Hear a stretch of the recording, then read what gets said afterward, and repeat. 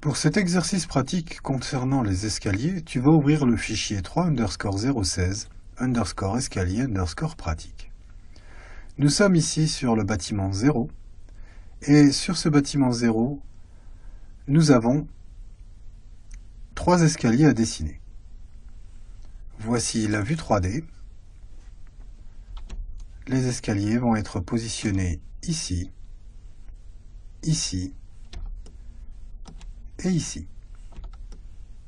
Nous allons nous positionner sur le niveau 0, puis nous allons enclencher architecture, circulation, stair.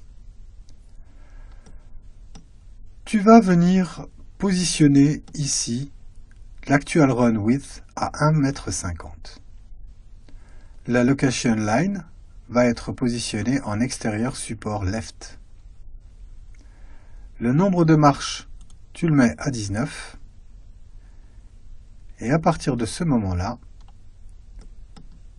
tu vas venir dessiner ici ton escalier.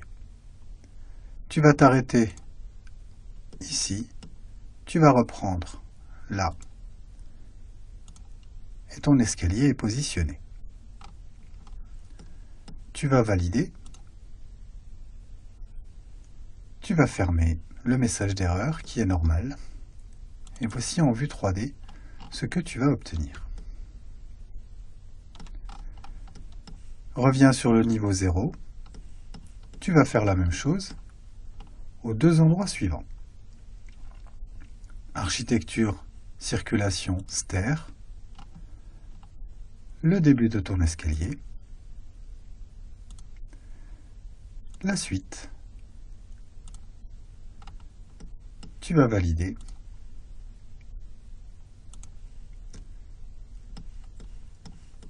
Tu vas dessiner le dernier.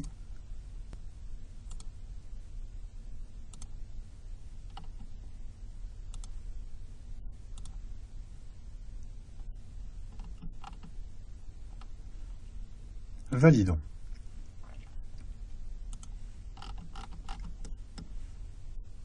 En vue 3D, ici, les escaliers sont placés, mais ils ne vont pas jusqu'au dernier niveau, et les trous ne sont pas faits aussi. Donc, nous allons nous repositionner sur le niveau 0, et nous allons cliquer sur Opening Shaft. Opening Shaft va te permettre de créer un perçage complet pour tes escaliers. Tu te positionnes avec l'outil rectangle, tu viens te positionner ici, et tu vas terminer là.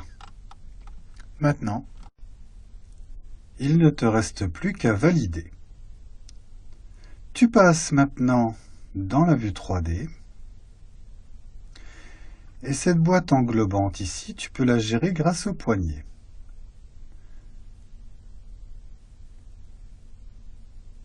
Nous allons plutôt, au lieu d'utiliser les poignées qui sont ici, utiliser le panneau des propriétés afin de positionner l'offset pour la base à 0.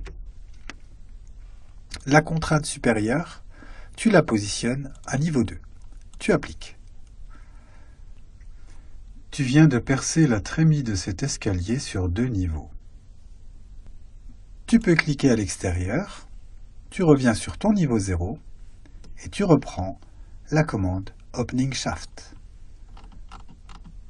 Tu vas venir dessiner, grâce à une géométrie rectangulaire,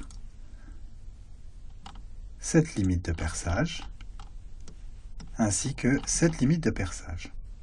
En les exécutant ensemble, elles seront toutes les deux gérées en élévation au même moment.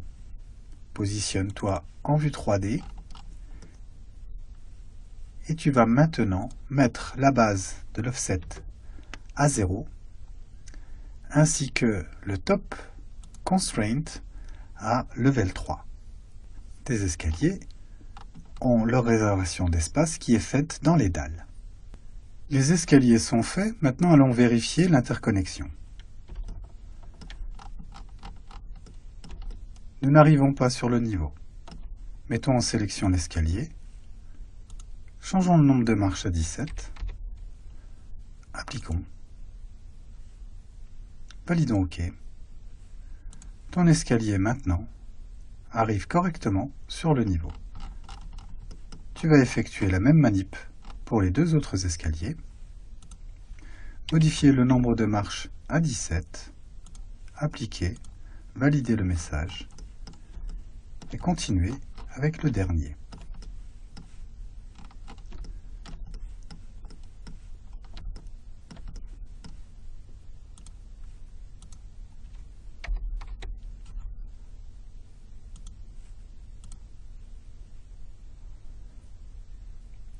Actuellement, ta hauteur de marche est de 19,12.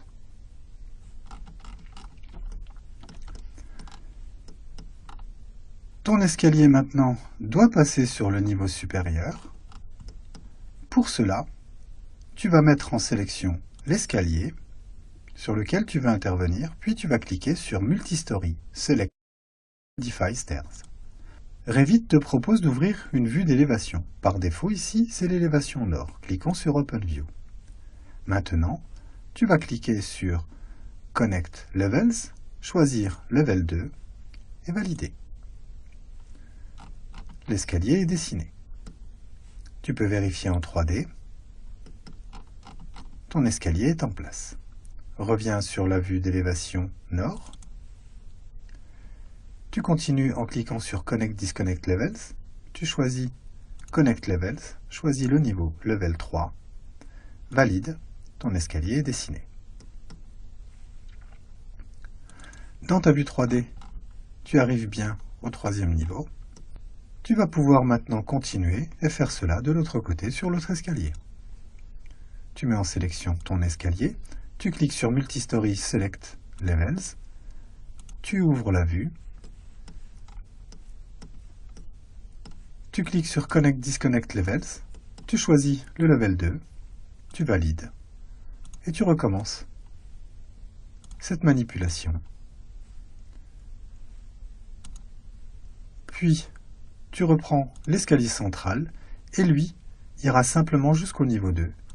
Tu sélectionnes tes niveaux, tu valides et il apparaît. Dans la vue 3D, nous avons maintenant nos escaliers qui arrivent clairement là où ils doivent arriver.